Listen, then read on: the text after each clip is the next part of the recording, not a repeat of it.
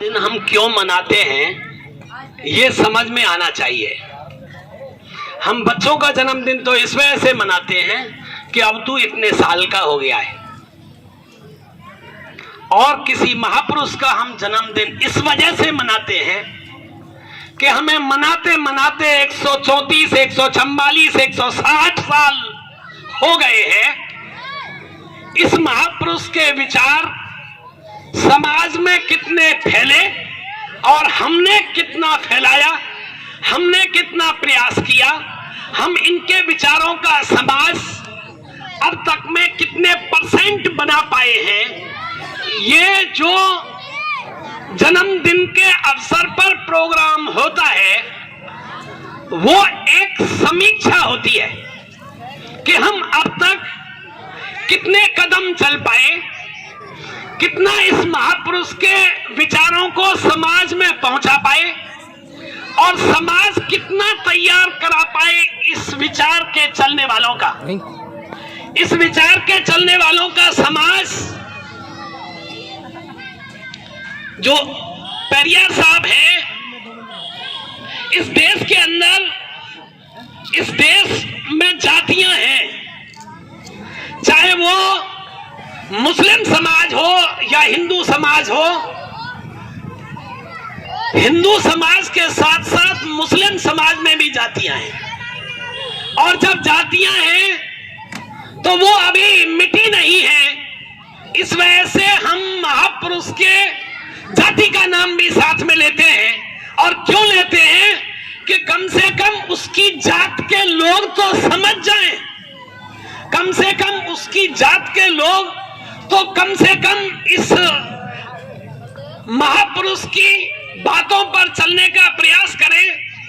और वो करें भी क्यों, यह प्रश्न पहला है। किसी महापुरुष की बात हम क्यों माने, यह प्रश्न पहला है। यह भारत का संविधान तो है नहीं कि प्रत्येक को मानना पड़ेगा, और नहीं मानेगा तो जेल में जाएगा। यह ऐसी स्थिति तो है नहीं। ये महापुरुषों के विचार हैं।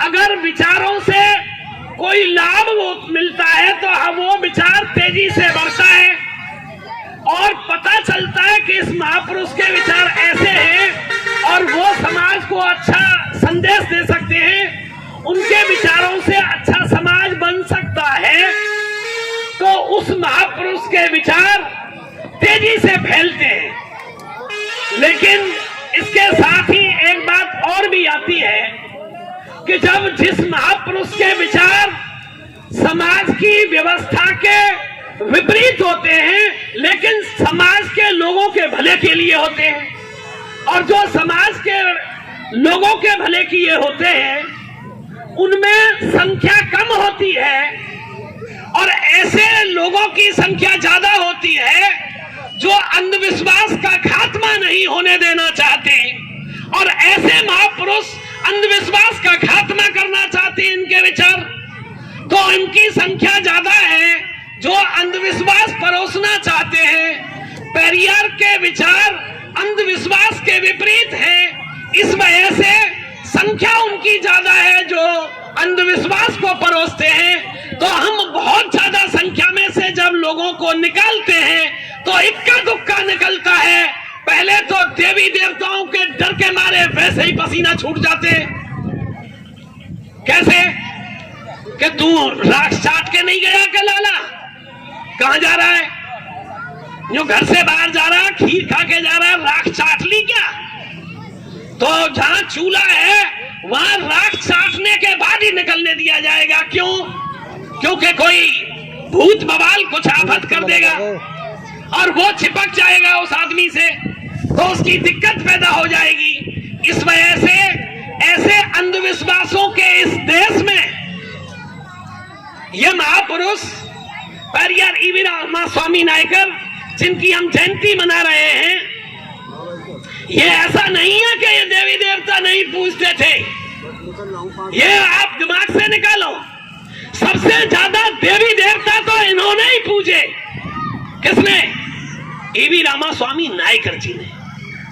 और इतने पूजे कि पूर्व से लेकर पश्चिम तक और उत्तर से लेके दक्षिण तक पूरे भारतवर्ष के अंदर पेरियार ईवीरा स्वामी नायकर ने मंदिरों में तलाश किया, मंदिरों में महात्मा बने, मंदिरों में महात्मा, यही नहीं मथुरा में भी, जम्मू कश्मीर तक महात्मा के रूप में पूरी यात्रा की और देखा पेरियार ईवीरा स्वामी नायकर ने जो बघेल समाज में पैदा हुए, गवरिया समाज में पैदा हुए, उन्होंने देखा कि जो भगवान है जिसके पीछे पूरी दुनिया पड़ी हुई है, उसे देखूं तो सही वो मंदिर में रहता है कि किसी धर्मशाला में रहता है, वो रहता कहां है? क्योंकि पब्लिक परेशान है और वो रहता कहां है, उससे मिलकर के इन पब्लिक की समस्या का समाधान उससे पूछूं और उससे पूछूं कि ये परेशान पब्लिक क्यों है। उसने तलाश किया और जब उसने तलाश किया और मंदिरों में गए तो उन्होंने मंदिरों में तलाश किया, देखा कि वो जो भगवान है वो क्या कर रहा है, कुछ किसी की परेशानी को दूर करता है क्या? तो उन्होंने देखा कि वो तो पत्थर है, वो तो सांस भी नहीं लेता, तो वो दुनिया की समस्या को समाधान कैसे कर देगा? तो उसने देखा कि मंदिरों के चक्कर में, मंदिरों की आड़ में धंधा तो होता है और वो धंधेबाज मंदिर पे बैठा हुआ है, तो वो ये धर्म नहीं बल्कि धंधा है, उनके समझ में आ गया। और जब जैसे ही उनकी समझ में आया तो उन्होंने कहा कि जब नाई का बाल काटना धंधा है, लोहार का काम, लोहा के औजार बनाना धंधा है, तो फिर ये जो पंडागिरी का काम है ये भी एक धंधा ही है, क्योंकि वो और कोई काम तो करते नहीं है, तो उनके लिए तो घर की रोजी रोटी चलती है। तो तब उनके समझ में जब पूरी तरह से आ गया तो उन्होंने जो ब्रजवासी जी ने बताया, तो फिर उन्होंने समाज को बताया कि भाई ये कुछ नहीं है, ये विचारधारा की स्वतंत्रता भारत के संविधान ने आपको दी, ये मजबूरियां आपकी आज नहीं है कि आपको वही काम करना होगा जो धर्म कहता है। अब धर्म तो किसी का धर्म 5 बार की नमाज कहता है, तुम में से कोई नमाज पढ़ता है क्या? नहीं पढ़ता। तो किसी को नमाज वाला धर्म पसंद है, किसी को ईसाई वाला धर्म पसंद है, किसी को बुद्ध वाला धर्म पसंद है, और कोई कोई ऐसा धर्म का अनुयायी है जो इन धर्मों में से किसी को नहीं मानता और उसका धर्म मानव धर्म है और उसका खुद का ही धर्म है। वो कहता है कि मैं एक भी धर्म नहीं मानता, तब भी वो जिंदा है। तो ऐसी हिम्मत जो ईवीरा स्वामी नायकर ने पैदा की, ऐसे कितने लोग हैं जो किसी भी धर्म को नहीं मानते? ऐसा कोई है इसमें? प्रत्येक कोई ना कोई धर्म को मानता है और डरा हुआ रहता है कि अगर मैंने ये धर्म नहीं माना तो मैं जा रहा हूं, कहीं मेरी गाड़ी के बाद कहीं ट्रक के नीचे तो नहीं घुस जाएगी, कहीं कोई देवी देवता परेशान तो नहीं कर देगा रास्ते में, मुझे जीवित छोड़ेगा या नहीं। तो इस बुद्धि से जो चलेगा, जो बुद्धि की शरण में आएगा, अपनी अकल की शरण में आएगा, और जो अपनी अकल से अगर नींद नहीं आ रही है तो ही गाड़ी चलाएगा, और नींद आ रही है, उसे पता है कि नींद आ रही है, मैं गाड़ी नहीं चला पाऊंगा, तो वो नींद आते ही उसे गाड़ी साइड में खड़ी कर देनी चाहिए। इसे इतनी बुद्धि भी नहीं है, तो वो टकराएगा कि नहीं टकराएगा? तो वो टकराएगा चाहे कोई देवी देवता आ जाए। और अगर वो अपनी बुद्धि से काम लेते हुए चलता है तो वो मेरी तरह ही जिंदा रहता है और मेरी तरह ही चलता है। तो आप लोग भी इसी तरह से चलो और इसी तरह से जिंदा रहने का सबूत दो कि आप जिंदा हैं और आपकी बुद्धि काम करती है। और अगर ऐसी बुद्धि से आप काम लेंगे तो आप पेरियार के अनुयायी बन जाते हैं। और जब पेरियार के अनुयायी बन जाते हैं तो फिर स्टालिन कहता है कि ये जो हिंदू धर्म है ये अंधविश्वास परोसता है और इसका उन्मूलन जरूरी है। वो उन्मूलन शब्द का इस्तेमाल करता है और दूसरे लोग वो कहते हैं ये उन्मूलन नहीं बल्कि ये समाप्त करने की बात कहते हैं। तो इस वजह से आप ऐसे महापुरुष के जयंती के अवसर पर आप यहां बैठे हुए हैं, आपको समझना चाहिए कि एक कहानी अभी बताई थी बड़े भाई साहब प्रेम सिंह जी ने, जो चंपो दादी की कहानी थी आपने सुना। और जो चंपो दादी की कहानी बताई थी कि पुआ, जब वो पुआ वगैरह जब वो लौट के आई अम्मा, तो उसने देखा ये क्या इकट्ठे पुआ का ढेर लगा हुआ है। तो अम्मा ने देखा यहाँ तो हाँ मैंने पेशाब जरूर किया था यहाँ। तो ऐसा लगता है कि महिलाएं आई, उन्होंने सोचा कि कोई यहां भी पूजने का सामान है तो वो पूज गई। तो ऐसे समाज में, ऐसे देश में हम रहते हैं, ऐसे देश में हम रहते हैं जिसमें ये महापुरुष पैदा हुए। आप देखिएगा काशीराम जी की सोच कि जैसे ही गवर्नमेंट बनी पहली बार ही विनोबा स्वामी नायकर की मूर्ति लखनऊ के अंदर लगा दी। तो आप समझ सकते हैं कि आप क्या काशीराम के फॉलोवर हैं? कतई नहीं। मैं कभी कभी इस बात को क्यों कहता हूं कि आप महापुरुषों की बात करते हैं तो कुछ लोग जो समझदार हैं वो अपने आप तो इन चिन्हों पर चले ही। जैसे ही आप अंधविश्वास से दूर हटके अपनी बुद्धि से सत्यता की सोच करते हुए आप अपना काम शुरू कर देते हैं, तो फिर आपके लिए क्या हो जाता है कि आप समाज से अलग हो जाते हैं। और समाज से अलग होकर के अद्वितीय स्थिति आपकी यूं हो जाती है क्योंकि आप किसी महापुरुष की विचारधारा पर चलने के लिए अब जब आगे चलेंगे तो निश्चित रूप से वो समाज की विचारधारा अलग से दिखाई देती है। और जब अलग से दिखाई देती है तो इसके लिए हिम्मत भी चाहिए, और हिम्मत वाले लोगों को हम तैयार करते हैं। तुम में से कितने हिम्मत वाले अब बने हैं? कृपया हाथ खड़ा करेंगे। 2-4 बन गए क्या? है 5-6 बने, ये बहुत है। ये 5-6 बने हैं, ये 5-6 लोग 5-6 को तैयार करें तो हम देखेंगे अगली बार जब पेरियार वीर स्वामी नायकर की जब जयंती मनेगी तो फिर हम देखेंगे कि जयंती, ये जो 1 साल बाद जयंती आई है, इसमें संख्या 15-20 हो गई है।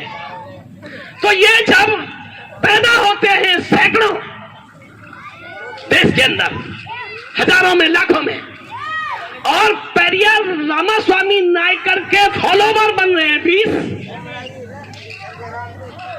और 20 में से वो 100 को तैयार नहीं कर रहे हैं।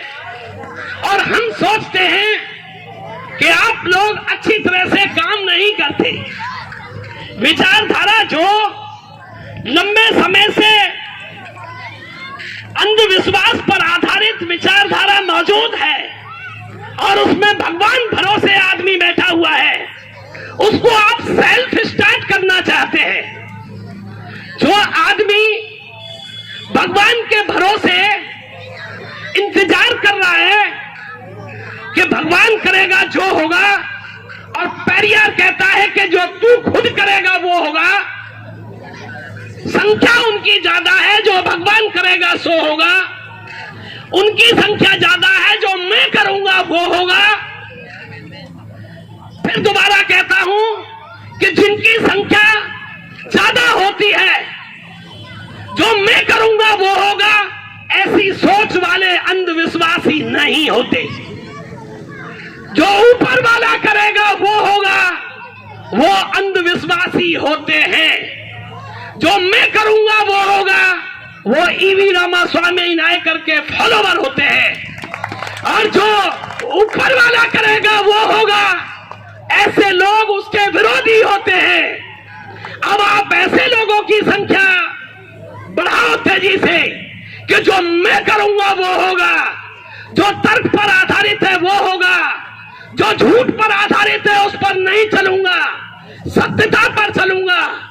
और ऐसी स्थिति अब जब हम पैदा करते हैं, ऐसे लोगों की संख्या बढ़ाते हैं, तो वो संख्या गुणक के हिसाब से अधिक नहीं हो पाती।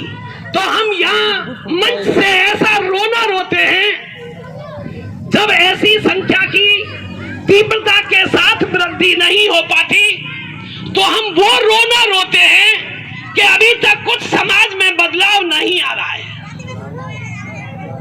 ऐसा हमें सोचना नहीं चाहिए। अभी भाई प्रेम सिंह जी ने एक बात कही थी कि स्टालिन की जो विचारधारा थी, स्टालिन की विचारधारा थी, ईवी रामास्वामी की नायकर की विचारधारा थी, वो उस समय पर बहुत कमजोर थी। लेकिन उन्होंने समाज को जागृत किया, तो आज वो विचारधारा है कि उन्होंने वो स्पीच दिया और डंके की चोट पे कहा कि हम पेरियार के मानने वाले हैं, तो हम इसी वचन पर अड़े रहेंगे। और उनके फॉलोवर इतने हो रहे हैं कि वो स्टालिन ने भाषण वहां दिया और राय जी यहां पर प्रोग्राम कर रहे हैं। तो ये विचारधारा की वृद्धि है, ये विचारधारा की दक्षिण से लेकर उत्तर की तरफ बढ़ रही है, तो निश्चित रूप से इसको विचारधारा की वृद्धि माना जाएगा। और इस विचारधारा की वृद्धि के लिए हमको क्या क्या करना चाहिए, यह महत्वपूर्ण है। एक बात को और अच्छी तरह से समझ लें, पूरे दिन भर में देखें कि हमने कितने लोगों को तैयार किया। हमें 10 मिनट भी टाइम मिला तो हमें लोगों को समझाना चाहिए कि यह देश की जो विचारधारा है, इस देश में जितने महापुरुष हुए हैं, और ऐसा नहीं है कि ईवी रामास्वामी नायकर ही इस विचारधारा के थे। संत गाडगे बाबा को देखेंगे, उनकी यही विचारधारा। संत कबीर को देखेंगे, उनकी यही विचारधारा। भाई आप देखो तो सही, बाबा साहब की यही विचारधारा। तो वो सभी अंधविश्वास से, जितने महापुरुष हमारे हैं, वो सभी हमें अंधविश्वास से दूर हटाते हैं। और उसी विचारधारा को आगे बढ़ाने के लिए हम लोग यहाँ एकत्रित हुए हैं। जब एकत्रित हुए हैं हम लोग, तो हमारे सामने जो 10, 20, 25, 50 बैठे हुए हैं, ये 10, 20, 25, 50 की जिम्मेदारी है। ये केवल ऐसे आदमी नहीं है कि केवल सुनने वाले हों, बल्कि सुनाने वाले और समझाने वाले भी हैं। तो इस वजह से अगर हम इस काम को करेंगे तो निश्चित रूप से ईवी रामास्वामी नायकर की विचारधारा आगे बढ़ेगी। और जब ये आगे बढ़ेगी तो ये विचारधारा क्या है, जैसा कि फिर पुनः कहता हूं, ये सेल्फ स्टार्ट होने की विचारधारा है। आप अगर धक्का स्टार्ट लेना चाहते हैं, अगर आप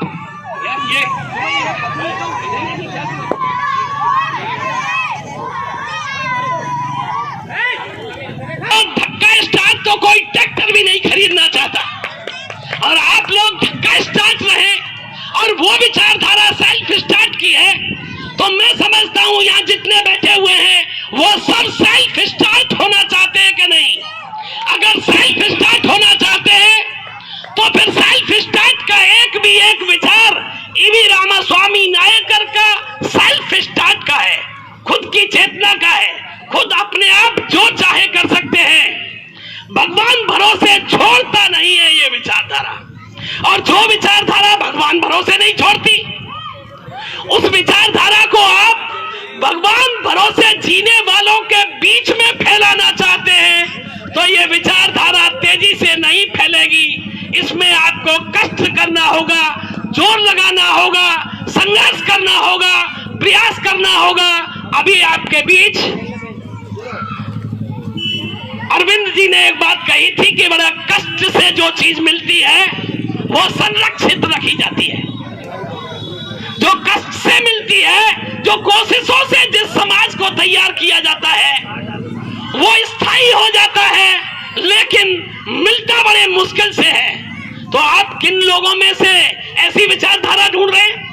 हमारा समाज भगवान भरोसे बैठा हुआ है आज भी, और जो भगवान भरोसे बैठा है वो धक्का स्टार्ट है, और उसको स्टार्ट कौन करता है?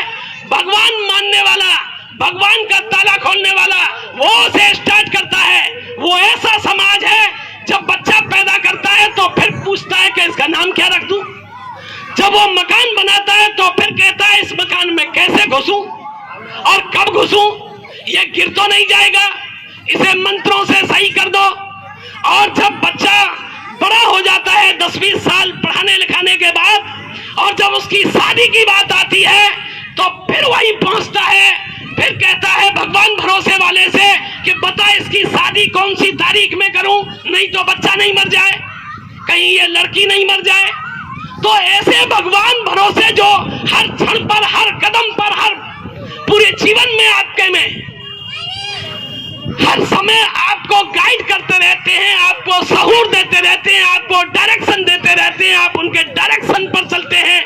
आप सेल्फ स्टार्ट नहीं है, और यह विचारधारा आपको सेल्फ स्टार्ट बनाती है। कहीं भी अपना नाम, अगर इसकी विचारधारा पे आप चलेंगे, अगर इस महापुरुष की विचारधारा पर चलेंगे, तो आपको कोई शादी ब्याह का तारीख निश्चित अपने आप कर देंगे, बच्चे का नाम अपने आप लिख देंगे, मकान का मुहूर्त अपने आप मकान में घुस जाएंगे। यह विचारधारा ऐसी है, तो आपके ये न सिर्फ समय और पैसा की बचत होगी, बल्कि आप एक सेल्फ स्टार्ट हो जाएंगे। तो आप लोग अगर सेल्फ स्टार्ट होना चाहते हैं, और तो निश्चित रूप से पेरियार ईवी रामास्वामी नायकर को गूगल पर सर्च करो, और गूगल पर सर्च करने के बाद आप उसके विचारों को सुनेंगे तो पाएंगे कि वो सेल्फ स्टार्ट व्यक्ति है।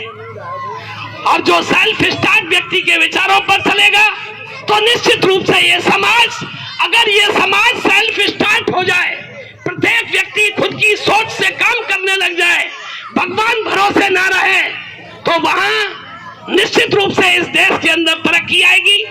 और ऐसे महापुरुष की विचारधारा, जिस विचारधारा से समाज में तरक्की आती है, लोग सेल्फ स्टार्ट होते हैं, अपने आप अपने अच्छे के बारे में, बुरे के बारे में सोचते हैं, अपने आप अपना धर्म तय करते हैं, अपने आप अपना भगवान तय करते हैं, अपने आप अपने विचार से अपना काम शुरू करते हैं। तो ये निश्चित रूप से ऐसे महापुरुष के जो विचारधाराओं को आप बढ़ाना चाहते हैं, तो आप इनकी जो जन्मदिन है वो सार्थक हो पाएगा।